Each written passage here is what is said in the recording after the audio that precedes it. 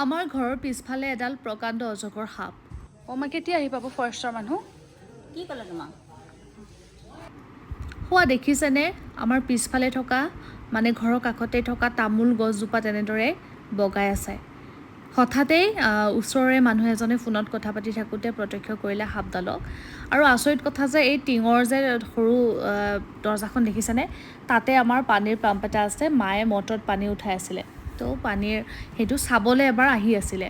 আৰু এই চোতালতে মায়ে খোজকাঢ়ি আছে, গতিকে লক্ষ্যও কৰা নাই, কাৰণ সৰু সাপ হ'লে অলপ খচমচাই থাকে ন, অজগৰডালে ইমান বেছি মানে বগায়ো নুফুৰে, গতিকে এটা জেগাতে আছে, গতিকে লক্ষ্যও কৰা হোৱা নাছিল। কিন্তু হঠাতে তেওঁ দেখাৰ লগে লগে ইমান বেছি মানে ভয় খালোঁ। আৰু নাখামনো কিয়নো আমি দূৰৰ পৰাই ফটো লৈছোঁ, আৰু লগে লগে ফৰেষ্টৰ মানুহক আমি যোগাযোগ কৰিলোঁ, চিৰিয়াখানাত যোগাযোগ কৰিলোঁ। তেওঁলোকে কৈছে যে পলম হ'ব, মানুহ যোগাৰ কৰিলেহে আমি পঠিয়াব পাৰিম।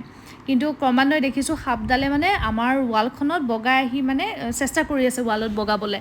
গতিকে ৱালত বগোৱাৰ লগে লগে ঘৰৰ বা ক'ত সোমাই হয়নে, আৰু আমিতো ধৰিবও নোৱাৰিম। গতিকে ভয় লগা কথা এটা দিয়কচোন। সেই গতিকে আমি খুব তেওঁলোকক বাৰে প্ৰতি আমি যোগাযোগ কৰিছোঁ যে যিমান পাৰে আপোনালোকে সোনকালে আহক, খৰধৰকৈ আহক আৰু উদ্ধাৰ কৰক সাপডালক। গতিকে তাৰপাছতে তেওঁলোকে ততাতৈয়াকৈ আহিলে, যিহেতু চিৰিয়াখানাৰ মানুহো পালে, ফৰেষ্টৰ মানুহো পালে, মানে একে সময়তে পালে তেওঁলোকে। গতিকে বহুত সময় তেওঁলোকে যুঁজি অৱশেষত সাপডালক ভৰালে। কিন্তু সাপডালো খুব ডাঙৰ আছিলে, আপোনালোকে নিজে প্ৰত্যক্ষ কৰিছে। কাৰণ আমি যদি গমেই নাপালোহেঁতেন, গতিকে খুব হয়তো কাৰোবাৰ অনিষ্টও হ'লহেঁতেন। আৰু ভয় লগা বিষয়, কাৰণ সৰু সুৰা সাপ নহয়, আৰু সাপৰ সৰু বৰ নাই বুলি কথাতেই আছে। তাতে আকৌ এডাল মস্ত একদম প্ৰকাণ্ড অজগৰ সাপ।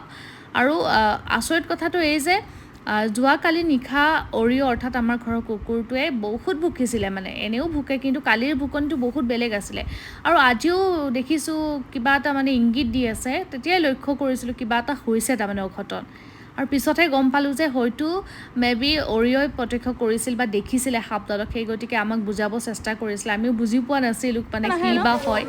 আৰু লগে লগে এনেদৰে মানুহবোৰো ভৰ্তিও হৈছে, নহ'বনো কিয়, সকলোৱে চাইছে সাপডাল। দাদা আপোনালোকক বহুত বহুত ধন্যবাদ দেই, ইমান জল্দি আহিছে, কথাটো ৰাখি এটলিষ্ট।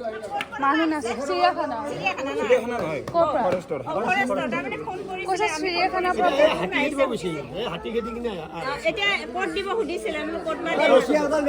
হয় নেকি? এইডালে হৈছে সেই প্ৰকাণ্ড। আৰু আচৰিত কথা, আমাৰ ঘৰটো পাহাৰ এলেকাটো নহয়, বা ওচৰত কোনো ধৰণৰ জংঘলো নাই বা হাবি বননিও নাই। একদম ঘন এটা এৰিয়াত আমি থাকোঁ, সমান ৰাস্তাৰ ওচৰতে থাকোঁ। গতিকে তেনেস্থলতো যে এনেদৰে সাপ ওলাব পাৰে মানে ভাবিবও নোৱাৰোঁ। মানে কিমান ডাঙৰ ঘটনা নহয়নে? আমি যদি গম নাপালোহেঁতেন, কাৰোবাৰতো নিশ্চয়কৈ অনিষ্ট হ'লহেঁতেন। আৰু এয়া মই চাদৰ ওপৰৰ পৰা দেখুৱাইছোঁ, এনেদৰে তামোলডালত মানে বগাই আছে সাপডাল। সেয়া আৰু অৱশেষত যিয়ে নহওক উদ্ধাৰ কৰিলে আৰু লৈ গ'ল সাপডাল। কিন্তু এটা ভয় হ'ল আৰু আজিৰ পৰা যে ইয়াতো ওলাব পাৰে আৰু এনেদৰে ইমান প্ৰকাণ্ড সাপ যিহেতু।